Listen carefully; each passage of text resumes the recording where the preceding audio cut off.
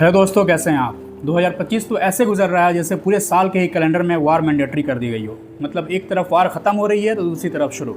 अभी south east Asia के दो नेबरिंग कंट्रीज़ थाईलैंड और कंबोडिया इस वक्त भयंकर युद्ध के मुहाने पर खड़े हैं। आप सोच रहे होंगे आखिर क्या वजह है अचानक इन दोनों देशों के बीच चल रहा है अंधाधुंध मिसाइल और हवाई हमलों की। आइए सब कुछ समझते हैं इस वीडियो में। और इस वीडियो में यह भी जानेंगे कि एक प्राचीन हिंदू शिव मंदिर का इस पूरे कॉन्फ्लिक्ट्स में क्या रोल है।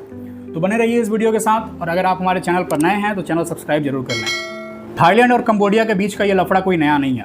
इसकी जड़ें करीब 1 सदी पुरानी हैं और ये कॉलोनियल एरा से ही चलती आ रही हैं। दोनों देशों के बीच लगभग 818 किलोमीटर लंबी बॉर्डर है और इसी बॉर्डर को लेकर वर्षों से विवाद चला आ रहा है। दरअसल 1907 में जब कंबोडिया फ्रांस के अधीन था तब फ्रांसीसी शासकों ने कुछ मैप्स बनाए थे। थाईलैंड का कहना है कि ये मैप सही नहीं थे और उनकी सहमति के बिना बनाए थे। इन मैप्स में कुछ ऐसे इलाके हैं जो थाईलैंड अपना मानते आया है लेकिन उन्हें कंबोडिया की सीमा में दिखाया गया था। बस इसी बॉर्डर डिस्प्यूट्स को लेकर दशकों से तनाव है, लेकिन यह बॉर्डर डिस्प्यूट इस पूरे तनाव की वजह का सिर्फ एक हिस्सा है।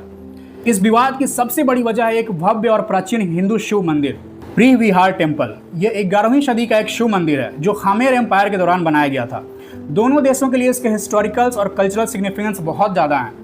1962 में international court of justice (ICJ) ने फैसला सुना दिया कि यह प्री विहार टेम्पल शिव मंदिर कंबोडिया के क्षेत्र में आता है। खैर, जैसे तैसे थाईलैंड ने इस फैसले को एक्सेप्ट तो कर लिया, लेकिन मंदिर के आसपास की ज़मीन पर अपना दावा और कब्जा कायम रखा।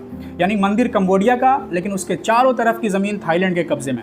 अब ये बॉर्डर डिस्प्यूट से ही बड़ा डिस्प्यूट बन गया।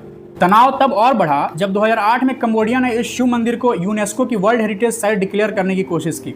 अब थाईलैंड को यह मंजूर नहीं था क्योंकि इससे कंबोडिया का दावा और मजबूत हो जाता और यह मंदिर पूरी तरीके से थाईलैंड के हाथ से निकल जाता। 2008 में इस शिव मंदिर को यूनेस्को से वर्ल्ड हेरिटेज साइट की मान्यता मिल तो गई, लेकिन दोनों देशों की सेनाएं आमने सामने आ गईं और फिर कई हिंसक झड़पें हुई।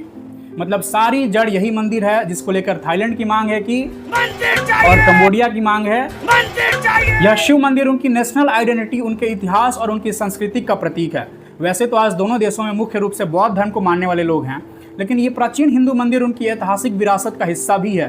प्री विहार मंदिर भगवान शिव को समर्पित है जो खामेर साम्राज्य के रिलीजियस आर्किटेक्चर का अद्भुत उदाहरण है। कंबोडिया के लिए मंदिर उनकी प्राचीन गौरवशाली सभ्यता का प्रतीक है जिस पर उन्हें गर्व है। वही थाईलैंड के लिए भी ये क्षेत्र और मंदिर उनकी ऐतिहासिक सीमाओं और संस्कृति से जुड़ा हिस्सा है। इसलिए दोनों देशों के लिए इस पर अधिकार जमाने का मतलब सिर्फ जमीन का टुकड़ा नहीं बल्कि अपनी राष्ट्रीय अस्मिता पर मुहर लगाना भी है। खैर, ये तो थी वर्षों पुरानी बातें, लेकिन अब सवाल आता है कि अभी यह जंग कैसे भड़की। दरअसल पिछले कुछ हफ्तों से बॉर्डर पर तनाव लगातार बढ़ रहा था। थाईलैंड ने आरोप लगाया कि कंबोडिया ने डिस्प्यूटेड रीजन्स में कई लैंडमाइंस बिछा दिए जिससे उनके सैनिक घायल हुए, लेकिन कंबोडिया ने इन आरोपों को निराधार बताया।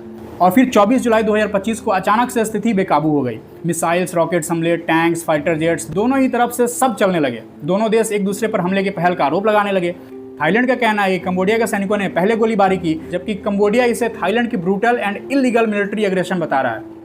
अब तक आए रिपोर्ट्स के अनुसार थाईलैंड ने F-16 फाइटर जेट्स का इस्तेमाल किया है और कंबोडिया में घुसकर एयर स्ट्राइक्स भी किए हैं, जबकि कंबोडिया ने भी रॉकेट और तोपों से जवाब दिया है। इस जंग में अब तक कई लोग मारे जाने की खबर है और लाखों लोग बेघर हुए हैं। तो ये थे दोनों देशों के बीच चल रहे तनाव के मुख्य वजह। इस पूरे मामले पर आपकी क्या राय है हमें कमेंट बॉक्स में ज़रूर बताएं। अगर आपको यह वीडियो पसंद आया हो तो इसे लाइक करें, शेयर करें और हमारे चैनल को सब्सक्राइब जरूर कर लें। धन्यवाद।